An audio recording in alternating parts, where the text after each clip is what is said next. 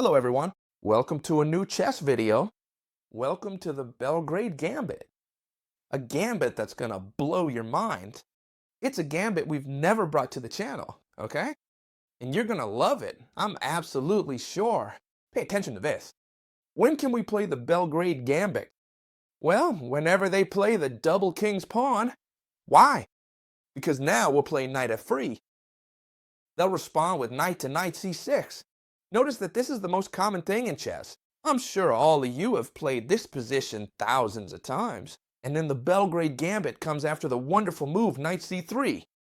If I ask you what move this is, what opening this is, almost all of y'all will be able to tell me it's the four knights opening. Why? Because it's usually met with knight to knight f6. And we're in the four knights opening. So pay attention.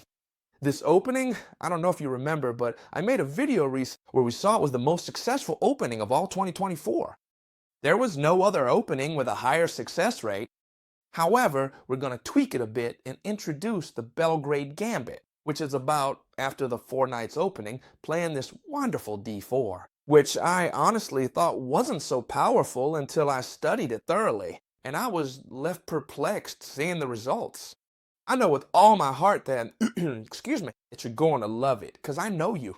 It's going to allow you to win quickly, safely. It's easy to memorize, so this video meets all the requirements to be a total success. Pay attention to this Belgrade Gambit. What's the most common response here? Well, without a doubt, pay attention to this. It's capturing this pawn. Why? Because if they don't capture this pawn, the threats are multiple. Now we're threatening to capture this pawn here. Notice that we have it defended by the knight, so they couldn't recapture it. And besides, defending it wouldn't be the best option either, because they'd let us gain a lot of initiative. Notice that if they come here, we could keep attacking. They'd have to come here, we could even exchange the double pawns. It's obvious that here the best move this knight is here, after the Belgrade Gambit, is to capture this pawn.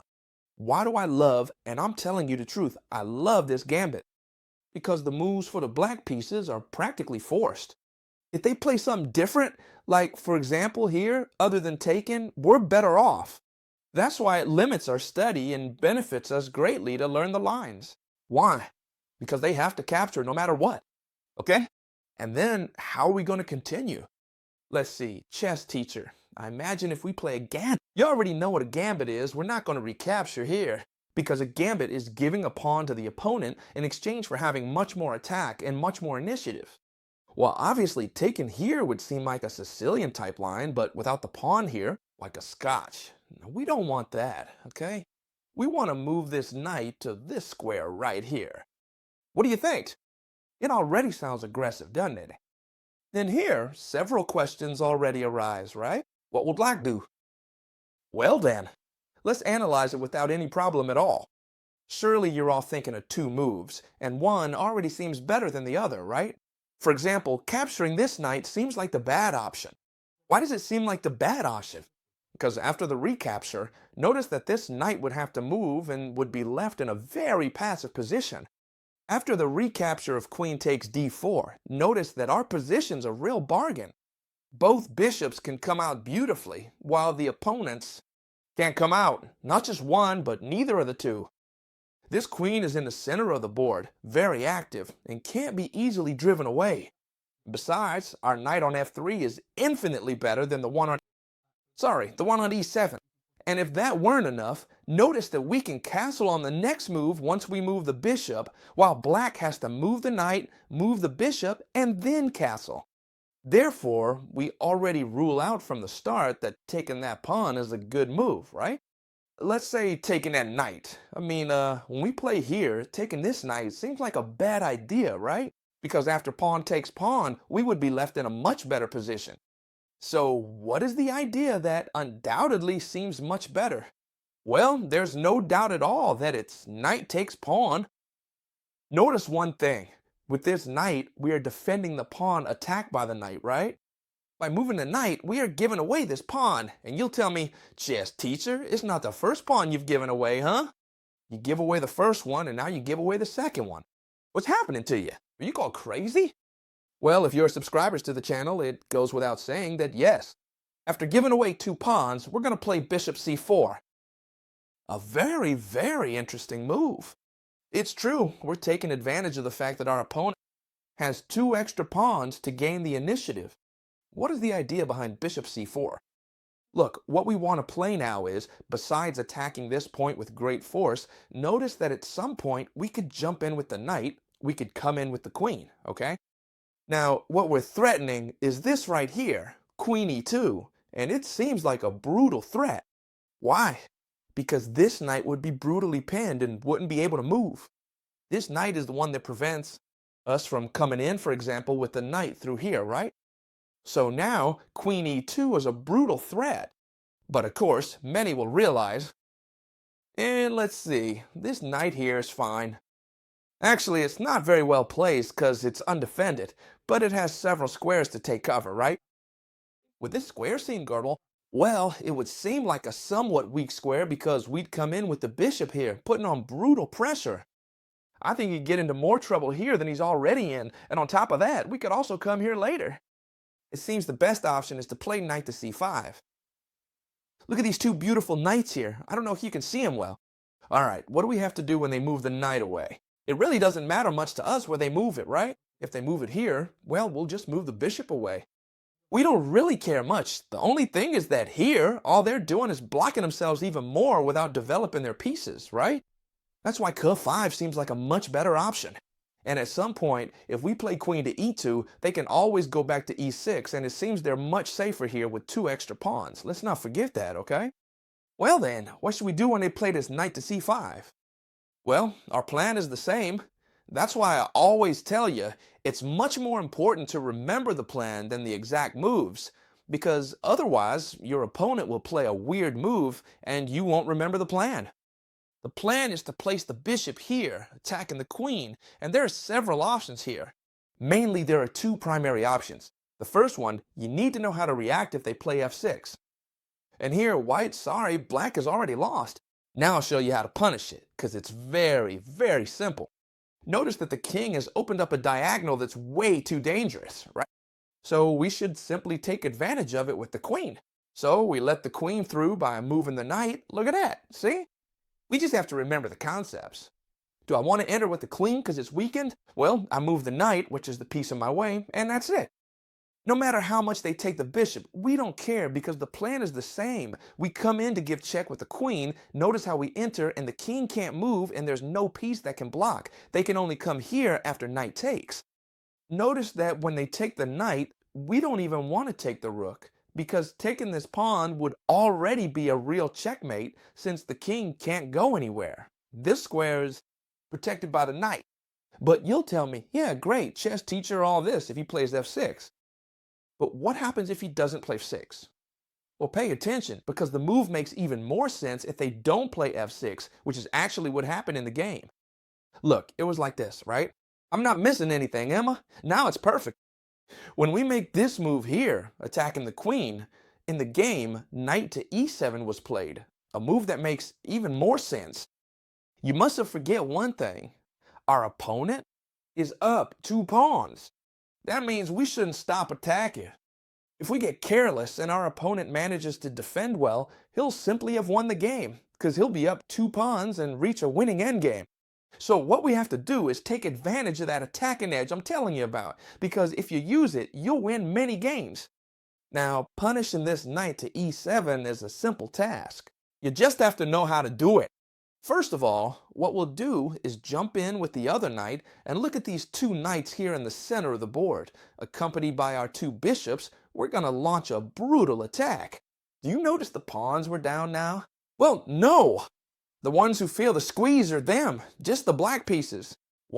Because we have 4 pieces. All 4 minor pieces launched into the attack, and this is already too easy to determine.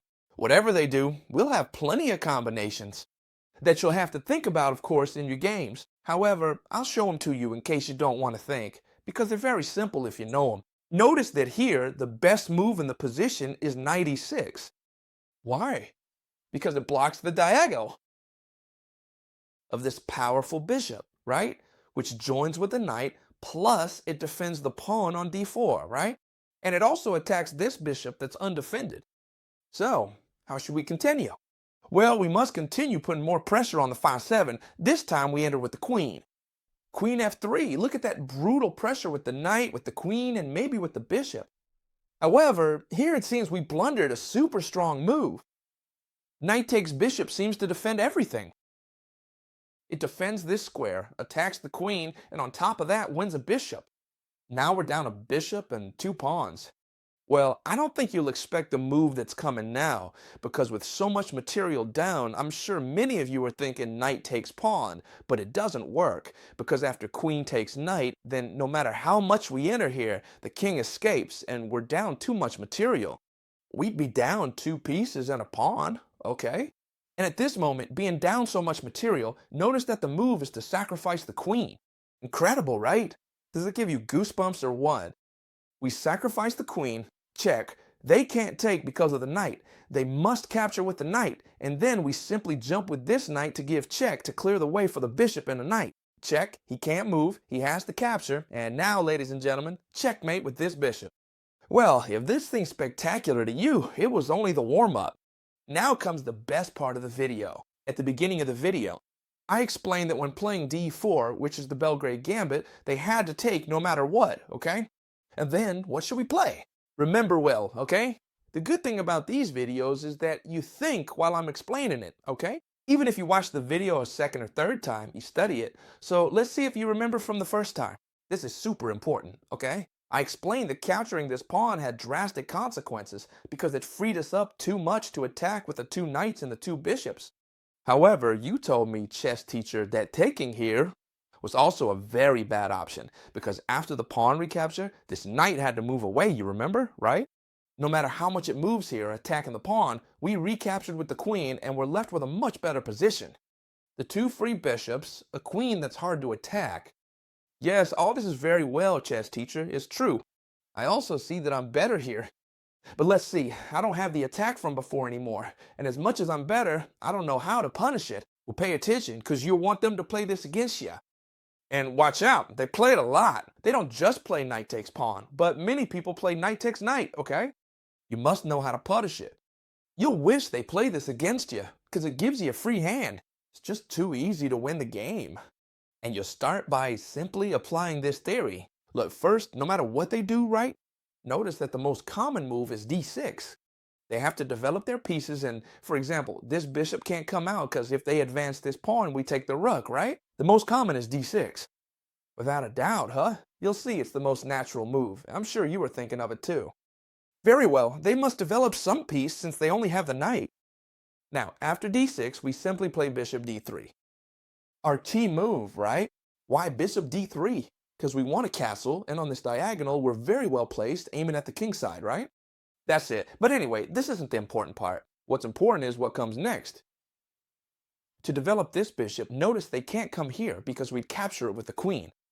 They can't come here because we capture it with the bishop. They can't come here because we'd capture it with the pawn, and here it would be very sad. The most used move here, which I've looked up, is coming with the knight here attacking the queen, trying to get us to capture this knight so they develop the bishop. That's what they want, and in fact, we're gonna do it.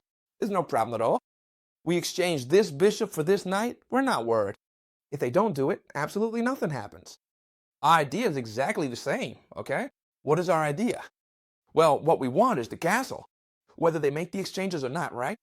Pay attention to the idea we have. Here, the black pieces can almost resign already. And you'll tell me, chess teacher, how can that be? If we're not doing that badly, right? With the black pieces, we have the same material. Black even has the bishop pair, yes. But our position is so extremely good and so restrictive that they can't do absolutely anything. Let me tell you, this queen is powerfully placed, aiming at this point. So they can never develop this bishop and they can never castle. They can't develop this bishop through here because we capture here. They can't develop it through here because we capture the rook. So we're threatening rook e1 check. They can't block because we capture here. They can't block because this pawn is super well placed. So now, if you look at the position again, I haven't changed anything. I'm sure that now after this little 10-second explanation, you see the position very differently. And you come to the conclusion that it's true. Here the black pieces can't do absolutely anything. And so they even prefer to play bishop e7, sacrificing a pawn, and they say, well, whatever, take a pawn, but at least I develop, right? And it's fine, because here, no matter how much you attack my rook, I come here with the bishop. Well, obviously, as much as they might have thought they're safe here and just give up a pawn, many might think, well, now what I do is come here, I castle long, and all I have is a pawn down, but I have the bishop pair. No, no, no, no, here they can already resign. They can't do absolutely anything. No matter how much they think this move saves them, it does absolutely nothing. Why? Because we have a pretty strong move, which is rook e1. Notice the strength of thinking about the plan and not just memorize moves. Rook e1 is what makes us win the game. You could see it coming that something didn't smell right. They weren't defending as well as they could. I won't even explain why he wins the game. If bishop e6, do we capture or not? Well, in that case, we'd already have a bit of, how do you say it, of trouble. We'll say it now. Why? Because we couldn't capture as he'd take our queen.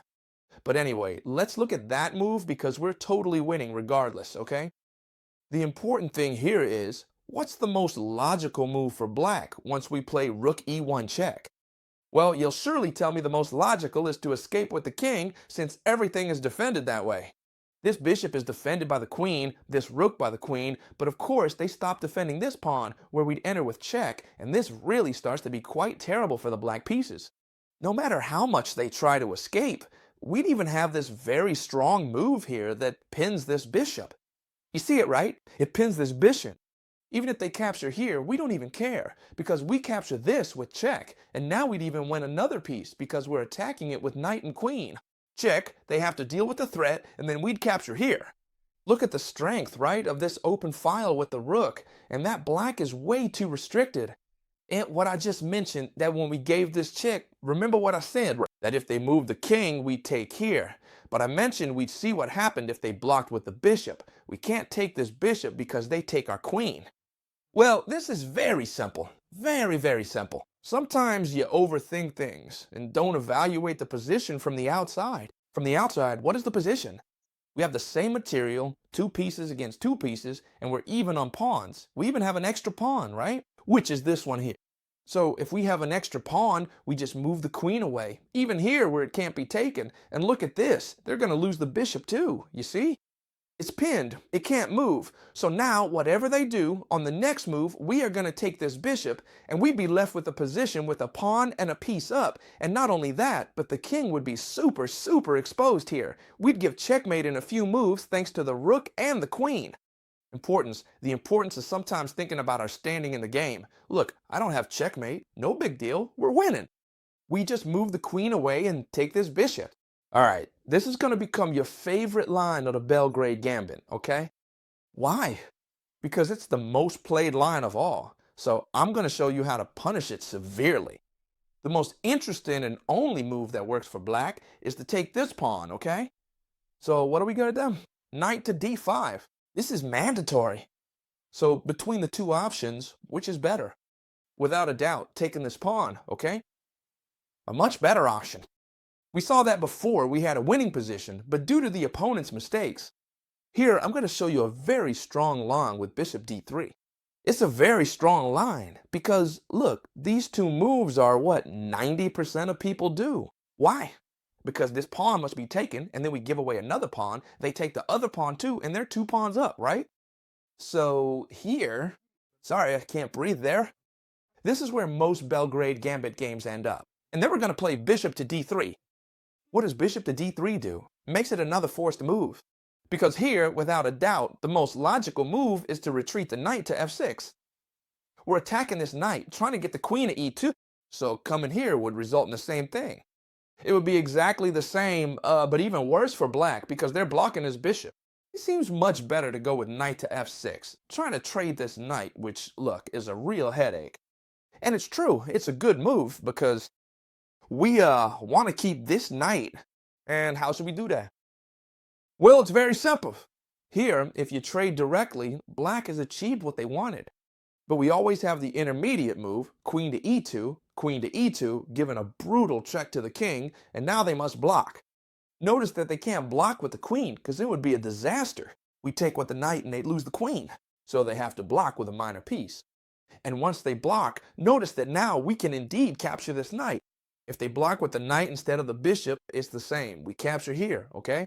The idea is that after capturing here, they can't recapture with the bishop because it's pinned by the queen, so they have to recapture this way. And notice that we've achieved something super important. They can't no longer castle short, because if they do, look, we could bring the queen to e4 to threaten a checkmate that's too strong and practically impossible to stop. You'll have to explain to me how you stop this kind of checkmate.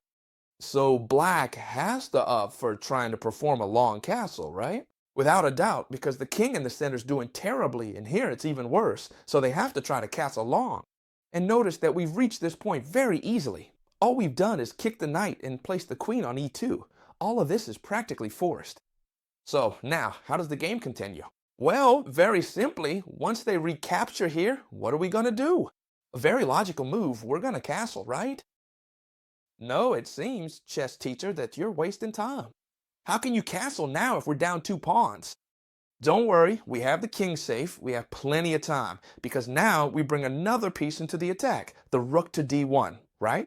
So how can the black pieces continue their development? The most logical move would be to move the pawn to develop this bishop, right? Hyper-logical move, right? They must move this pawn because they must move this bishop. And if I tell you now, after rook to d1, look at that strong pressure on the king. What development move would be best to defend against all this attack from the white pieces? I'm sure you tell me the best is bishop to e6, and it seems like the best, yes, but, well, we have an attack plan that's too strong. Whatever they do, we're just gonna keep pressing.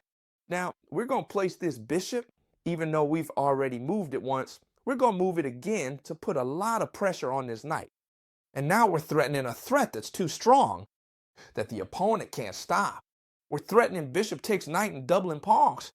If we achieve that, for example, if they kick us here, look, we'd be opening up the king side, the center, and the queen side. The king would never be safe. That's why they can't do absolutely anything.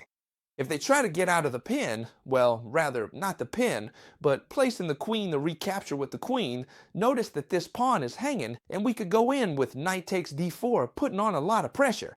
It's true that right now nothing's happening. They don't have to capture. And if they do, they can capture with a pawn. Absolutely nothing happens. However, the force is already too great. We're threatening here. We're threatening here. Our opponent, no matter what they do, is going to end up losing. For example, we don't care at all. We want to take this knight no matter what they do. If they castle long, just to say something, exactly the same if they kick the bishop, whatever they do. Whatever they do, we're going to capture this knight. With the knight? Row! With the bishop. Why? Because if we capture with the knight, they would attack our bishop. And what we want is to play our turn again without anything being attacked. Notice they've opened this line. We go in with the queen. Check. And not only that, but the only move is they have to move the king here. We jump in with the knight defended by the queen. Check.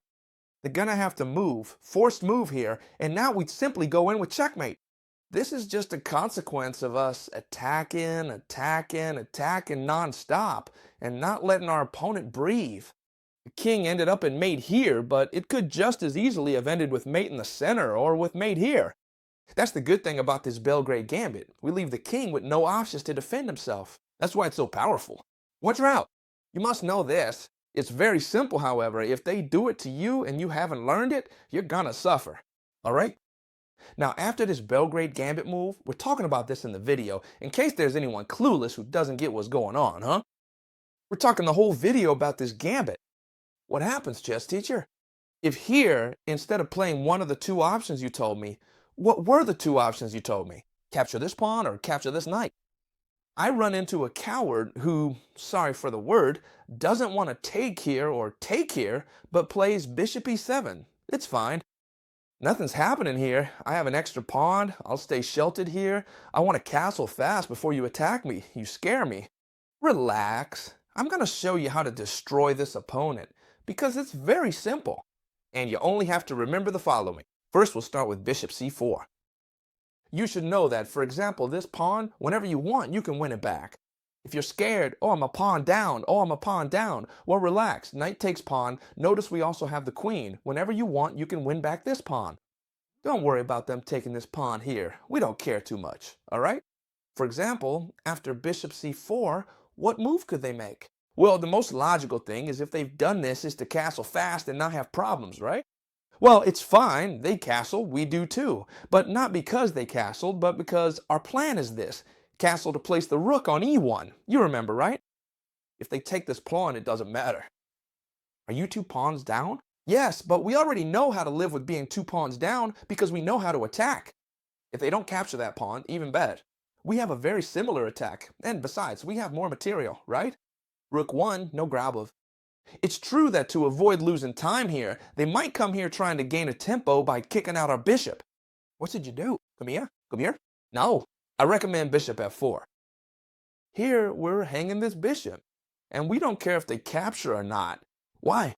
Because if they fall for the trap, perfect. Well, it's not a trap, but we'd simply be much better off if they capture, right? But if they didn't capture, it's fine, because bishop f4 is a perfectly valid move. We have this super strong knight attack in here along with the bishop. We can win back this pawn. We have a great position. Whether they take it or not, but chess teacher, what happens if they take? Because most people will see that if they come here, it's to kick this bishop. We play bishop f4. Why are you hanging this bishop? Don't give me that. Well, this is very simple because we're coming in with too much force through here. And you'll tell me, look, chess teacher, they've taken 2 pawns and a bishop. Did you do all this to take 1 measly pawn? It's not a measly pawn. Look, they have to move the queen because it's protected by the knight. And when they move the queen, now we come in with the other knight. That's another plot. Doubt it? And why is this move so very strong? Because now we're threatening this bishop with the knight and the rook. And besides the queen, it's only defended by this knight. This knight that we're now putting brutal pressure on with knight takes d4. So this knight can't do anything anymore to keep defending this bishop right here. If they take here, simply, look, I'll show you. Rook takes bishop and we win the queen. This queen has nowhere to go. That's why you can't capture this knight, right? So what other options would they have? Well, simply if they try to play, for example, d6 to try to escape, this is very, very simple. You should continue by capturing this knight since it's the piece that's bothering us. And now they have 2 options, right? Capture with the pawn, capture with the queen, both a disaster. If they capture with the queen, knight takes bishop, check, and we take the queen, right? And they're completely lost because on top of that, they lose the queen. But what happens if they take with the pawn? Well, exactly the same thing happens. We take with the rook, and they lose the queen again. That's why, if they try to play like cowards and not enter our gambit game, a big lesson awaits them too. So, I hope you loved this video. If so, leave me a like and I'll see you in the next one, friends. Bye.